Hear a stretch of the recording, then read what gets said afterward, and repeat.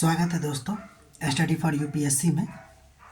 आज हम लोग यूपीएससी प्रीलिम्स पीवाईक्यू का पार्ट 2 देखने जा रहे हैं, जिसमें दिया गया है कि नीचे दिए गए तालिका में कर्नाटक राज्य विधानसभा चुनाव दिसंबर 1994 का है के परिणामों के संबंधित कुछ विवरण दिया गया है। तो ये विवरण दिया गया था, जैसे जनता पार्टी, कांग्रेस और बीजेपी, ये पॉलिटिकल पार्टी है। इसमें परसेंटेज ऑफ सीट ऑब्टेन की बात किया गया था, जिसमें 36% जनता दल को मिला था, 31% जो है आपको कांग्रेस को और 20.4% जो है बीजेपी को। नंबर ऑफ सीट जो सिक्योर किया गया था वो 116 था, 35 था और 40 था।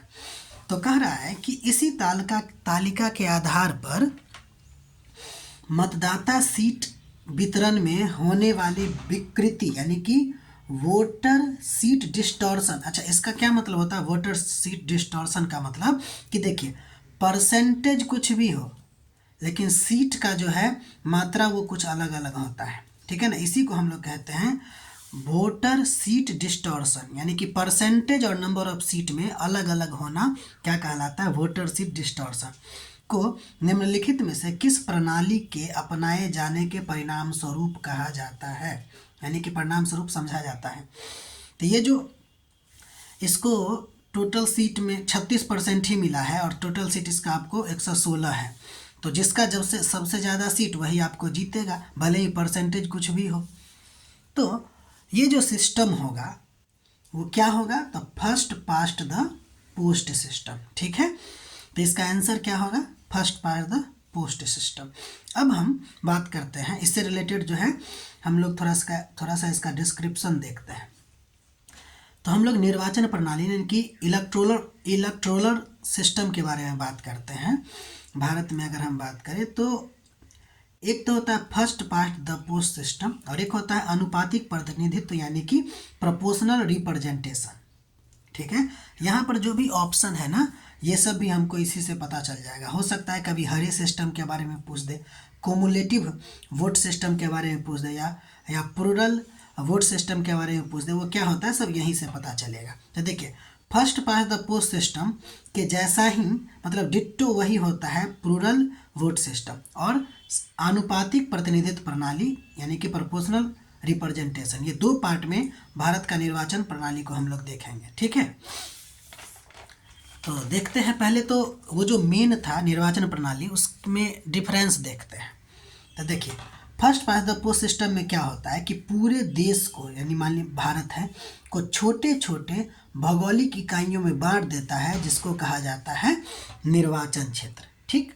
जबकि प्रोपोर्शनल जो रिप्रेजेंटेशन है यानी कि समानुपातिक प्रतिनिधित्व जो है, उसमें क्या करते हैं, किसी बड़े भौगोलिक क्षेत्र को एक निर्वाचन क्षेत्र मान लिया जाता है, अर्थात पूरा का पूरा देश जो है एक निर्वाचन क्षेत्र में गिना जा सकता है, ठीक है।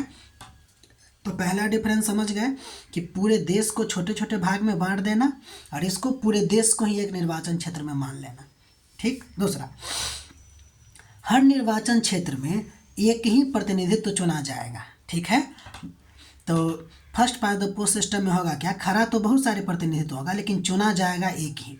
लेकिन समानुपातिक प्रतिनिधित्व प्रणाली में होता क्या है कि एक निर्वाचन क्षेत्र से कई प्रतिनिधि चुने जा सकते हैं, ठीक है। अगला नंबर अंतर देखते हैं। मतदाता जो है first past the post system में प्रत्याशी को वोट देता है कि कौन अपने यहाँ खड़ा है, उसको देख के अपना देते हैं वोट।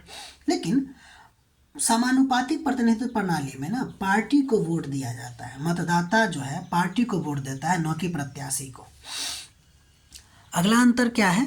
तो अगला अंतर है पार्टी को प्राप्त वोटों के अनुपात से अधिक या कम सीटें विधायिका में मिल सकती है, यानी कि जितना वोट प्राप्त हुआ ना, वोट के अनुपात से अधिक भी मिल सकता है।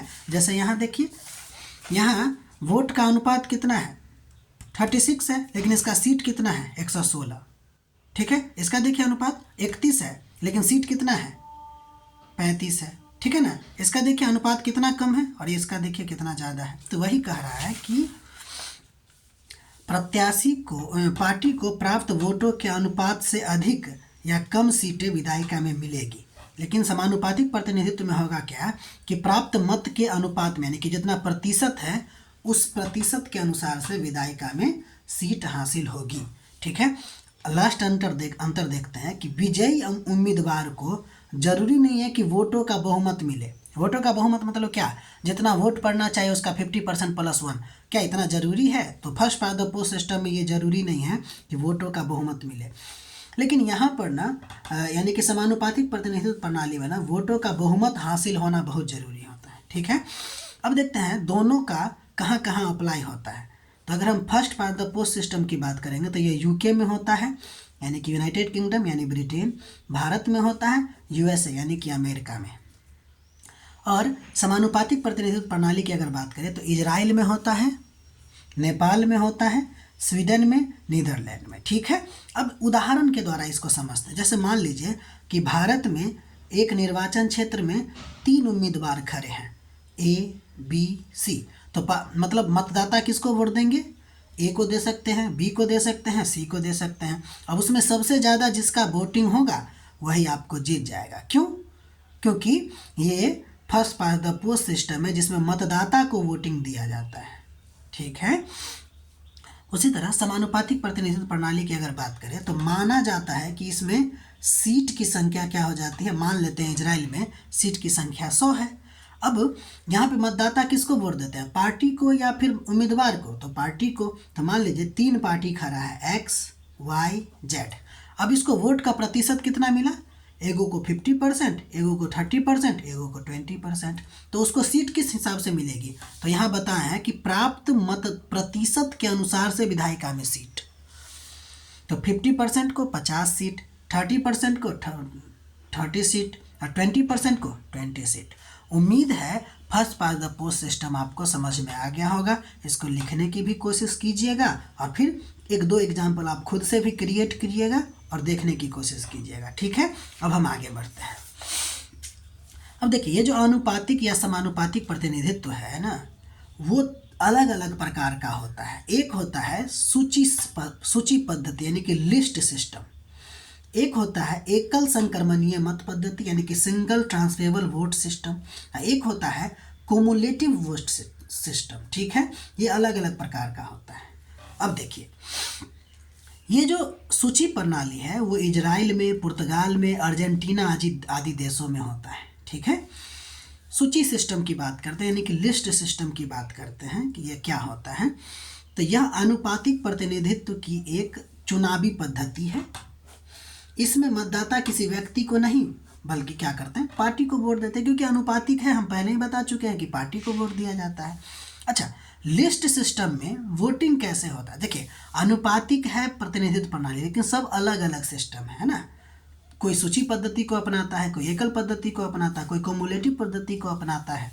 तो वही तो सूची पद्धति में, लिस्ट सिस्टम में चुनाव कैसे होता है? तो देखिए, चुनाव से पहले प्रत्येक पार्टी अपनी उम्मीदवारों को की एक लिस्ट जारी करता। मान लीजिए 200-300 उम्मीदवार होगा तो 1 2 3 4 5 6 7 8 9 10 ऐसे करके बढ़ता चला जाएगा।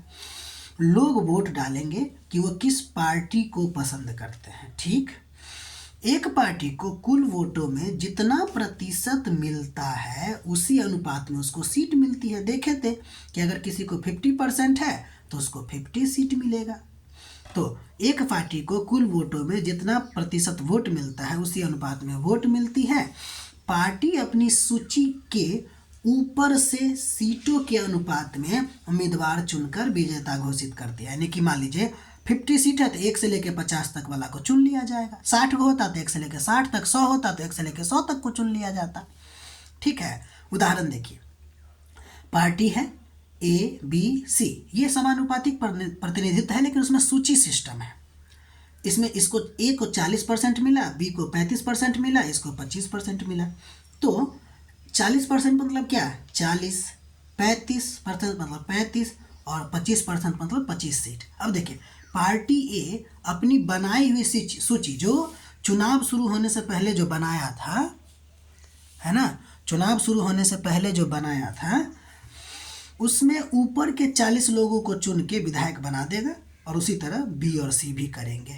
ठीक, ये होता है अनुपातिक प्रतिनिधित्व में सूची सिस्टम।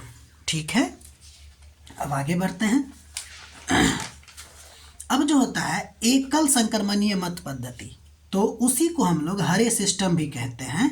इसमें क्या होता है कि हमारे यहाँ जो राष्ट्रपति है, उपराष्ट्रपति है, राज्यसभा है एवं विधानसभा के जो सदस्य का जो निर्वाचन होता है आपको, वह इसी के द्वारा होता है। ठीक है, तो एकल संक्रमणीय मत हस्तांतरण पद्धति जो है वो कैसे होता है, मतलब इसमें राष्ट्रपति, उपराष्ट्रपति इत्यादि का हम लोग चुनाव करते हैं। ठीक है, ये हरे सिस्टम भी कहलाता है। ध्यान दीजिएगा, इसमें क्या होता है कि इसमें एक मतदाता एक ही उम्मीदवार को वोट देते हैं, लेकिन विकल्प उनके पास रहता है कि 1, 2, 3 प्रेफरेंस वो दे सकते हैं। जैसे मान लीजिए कि कोई 3 मेंबर खड़ा है ABC और आप एक मतदाता हैं, फर्स्ट मतदाता। तो मान लीजिए कि आपको पसंद क्या है, 1 A है, B है, C है, डिपेंड करता है। मान लेते हैं आपको A पसंद है तो आप इसको लिखिएगा पहला। उसके बाद आपको दोनों में से जो पसंद है C, तो उसकी जगह पे लिखिएगा 2 और इसके जगह लिखिएगा 3। अब मान लीजिए कि हम जाते हैं, अब हमको पसंद है आपको C, तो हम इसके जगह पे 1 लिखेंगे, इसके जगह पे 2 लिखेंगे, इसके जगह पे 3 लिखेंगे। ध्यान दीजिएगा कि एकल संक्रमणीय मत पद्धति को हम लोग राष्ट्रपति के चुनाव में बहुत बेहतरीन ढंग से पढ़ेंगे। इसी को हरे सिस्टम भी कहते हैं। ठीक, अब आगे बढ़ते हैं। कम्युलेटिव वोट सिस्टम, यह भी अनुपातिक प्रतिनिधित्व की ही एक मतदान प्रणाली है, जिसमें मतदाता के पास एक से अधिक वोट होता है। ध्यान दीजिए, अभी तक जो भी हम पढ़े हैं समानुपातिक प्रतिनिधित्व प्रणाली में वोट एक एक ही होता था। जैसे एकल संक्रमणीय की बात करें तो इसमें भी वोट एक ही है, लेकिन इसमें ना प्रेफरेंस चुनने की आज़ादी है कि आप पहला किसको देंगे, दूसरा किसको देंगे, तीसरा किसको देंगे। लेकिन कम्युलेटिव भी जो है अनुपातिक प्रतिनिधित्व का ही एक प्रणाली है, लेकिन होता क्या है कि मतदाता के पास एक से अधिक वोट होते हैं और वह अपने वोट को एक से अधिक उम्मीदवारों में बांट सकती है। मान लेते हैं उदाहरण के लिए, मान लीजिए कि किसी संस्था में 5 गो सीट है, ABCDE, तो 5 सीट है, तो हर मतदाता को वोट कितना मिलेगा, जितना सीट उतना वोट। अब देखिए तरीका क्या होगा।